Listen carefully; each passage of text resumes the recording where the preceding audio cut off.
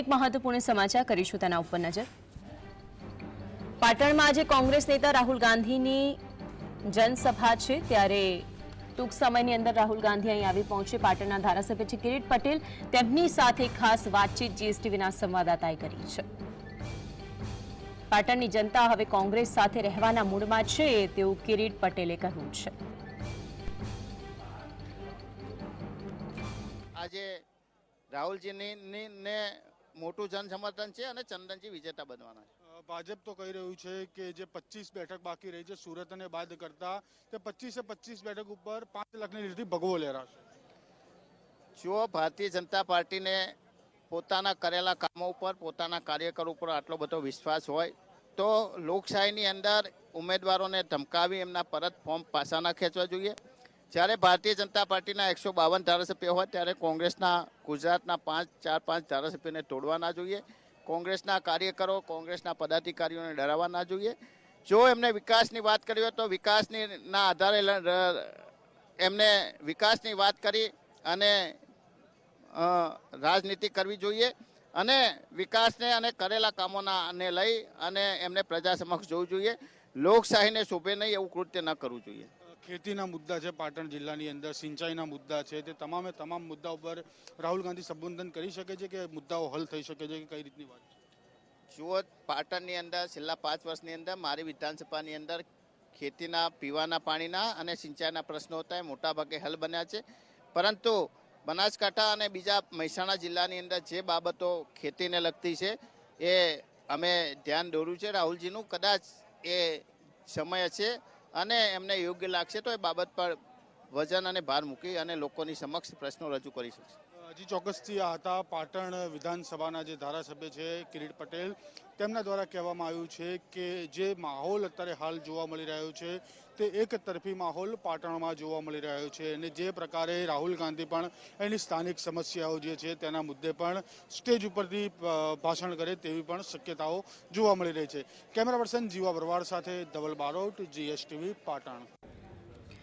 પાટણ કોંગ્રેસના કાર્યકારી પ્રમુખ ઇન્દ્ર વિજયસિંહ ગોહિલે જીએસટીવી સાથે ખાસ વાતચીત કરી। તેમણે પાટણ લોકસભાના ઉમેદવાર ચંદનજી ઠાકોરની જીતનો આશાવાદ વ્યક્ત કર્યો હતો। રાહુલ ગાંધીએ રાજા મહારાજા પર આપેલા નિવેદન પર ઇન્દ્ર વિજયસિંહ ગોહિલે કહ્યું કે સંસદ ગૃહમાંથી વડાપ્રધાન નરેન્દ્ર મોદીએ બોલેલા નિવેદનની પહેલા વડાપ્રધાન માફી માંગે।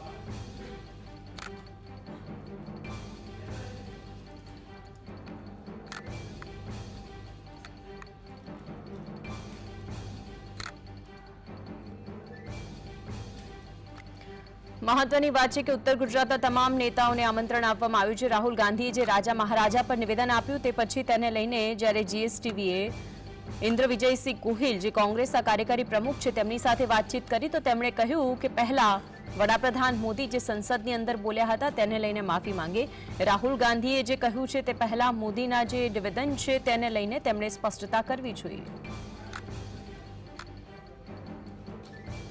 તો આજ અંગે વધુ માહિતી માટે પાટણથી સંવાદદાતા ધવલ જોડાઈ ગયા છે। ધવલ, ટૂંક સમયની અંદર રાહુલ ગાંધી અહીં પહોંચવાના છે, મોટી સંખ્યામાં ત્યાં લોકો પણ પહોંચી ગયા છે, કાર્યકર્તાઓ, નેતાઓ પણ ઉપસ્થિત છે। શું સમય છે, કેટલા વાગ્યામાં રાહુલ ગાંધી અહીં પહોંચશે, જનસભાને સંબોધિત કરશે?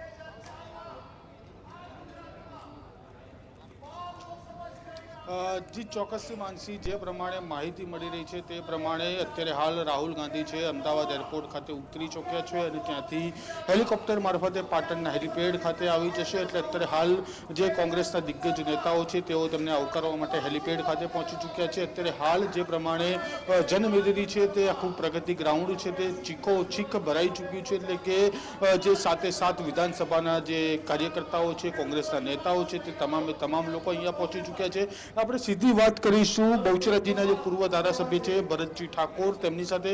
ભરતસિંહજી, શું માહોલ લાગી રહ્યો છે? મહેસાણા હોય, બનાસકાંઠા હોય કે પછી આપણે જોવામાં આવે પાટણ હોય, 3 સીટ ઉપર ઠાકોર ઉમેદવાર। જે પ્રમાણે કોંગ્રેસ પાર્ટીએ આ વખતે બનાસકાંઠા, પાટણ, મહેસાણા ઠાકોર સમાજને જ્યારે ચૂંટણી લડવા મેદાને ઉતારે છે ત્યાં વખતે તમામ સમાજો હળીમળી અને નાના સમાજોથી લઈને પાટીદાર સમાજથી લઈને ક્ષત્રિય તમામ સમાજો આ ત્રણેય ઉમેદવારને જીતાડવા માટે તનતોડ મહેનત કરી રહ્યા છે। અને મહેસાણા તો સીટ એવી છે કે આપણે દર વખતે પાટીદાર સમાજને ટિકિટ આપતા હતા, તો આ વખતે તો પાટીદારે ખુદ કહ્યું કે આ વખતે ક્ષત્રિય સમાજમાં ટિકિટ આપશો તો રિઝલ્ટ બદલાશે. એટલે ચોક્કસપણે મને લાગે છે કે પાટણ, બનાસકાંઠા અને મહેસાણા સાથે સાથે સાબરકાંઠા આ 4 સીટો ઉપર કાટેકી ટક્કર ચાલી રહી છે. ત્યારે જીતની ખૂબ નજીક પહોંચી ગયા છીએ અને બનાસકાંઠા અને પાટણ તો જીતે જ છે અને મહેસાણા ખૂબ જીતની નજીક પહોંચી ગયા છીએ.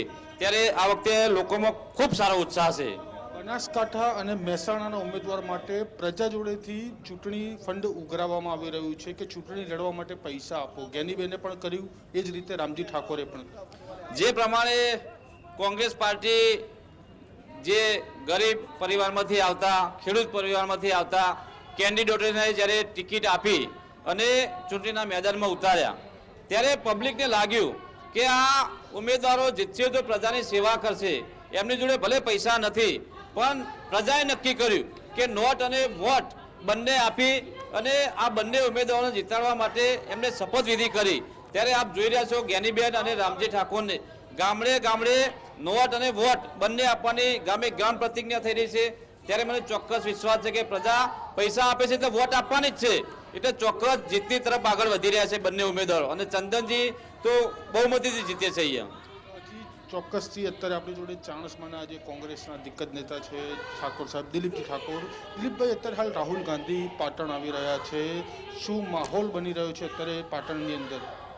તમે જોઈ શકો છો આજની આ વિશાળ સભાની અંદર ખૂબ લોકો આવ્યા. તમે જે મંડપ બાંધ્યો છે એ મંડપની બહાર પણ એટલી ને એટલી પબ્લિક છે, એટલી ને એટલી પબ્લિક ત્યાં જમણવા છે, એટલી ને એટલી પબ્લિક જમણવામાં પણ. આજે લોકોનો ઉત્સાહ આખો જુદો જ.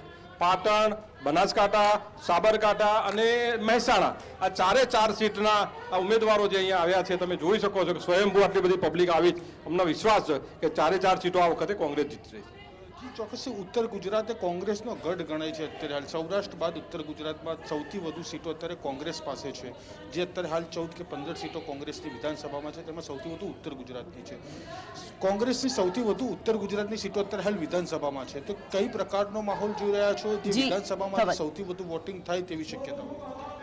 હું માનું છું ત્યાં સુધી પાટણ લોકસભાની અંદર જે વિધાનસભામાં જે મતદાન થયું એમાં પાટણ લોકસભાના આખી આવરી લેતા અમે પ્લસ છીએ, કોંગ્રેસ પાર્ટી પ્લસ. એટલે એના કરતાં પણ રેશિયો ઊંચો જવાનો. એટલે પાટણ તો 100% ક્લિયર છે. બાજુની અંદર બાજુની સીટ બનાસકાંઠા, ત્યાં પણ બનાસની બેન, જ્ઞાનીબેન, સમગ્ર 18 આલમનો એમને જ્યારે સહકાર મળી રહ્યો હોય ત્યારે એ પણ એ સીટ બિલકુલ અમે જીતવાના છીએ. ચોક્કસથી માનસી જે પ્રમાણે કહી રહ્યા છે કે પાટણ છે, બનાસકાંઠા છે, સાબરકાંઠા છે અને મહેસાણા છે, આ 4 જે ઉત્તર ગુજરાતની સીટો છે ત્યાં અત્યારે હાલ કોંગ્રેસ સારી સ્થિતિમાં જોવા મળી રહી છે. અને નોટ અને વોટની વાત કરી છે. હવે આ મતો કઈ રીતે રૂપાંતરિત થાય છે કોંગ્રેસમાં તે જોવાનું રહેશે. ધવલ, આપ જોડાને વિગતો જણાવી તે બદલ આપનો આભાર.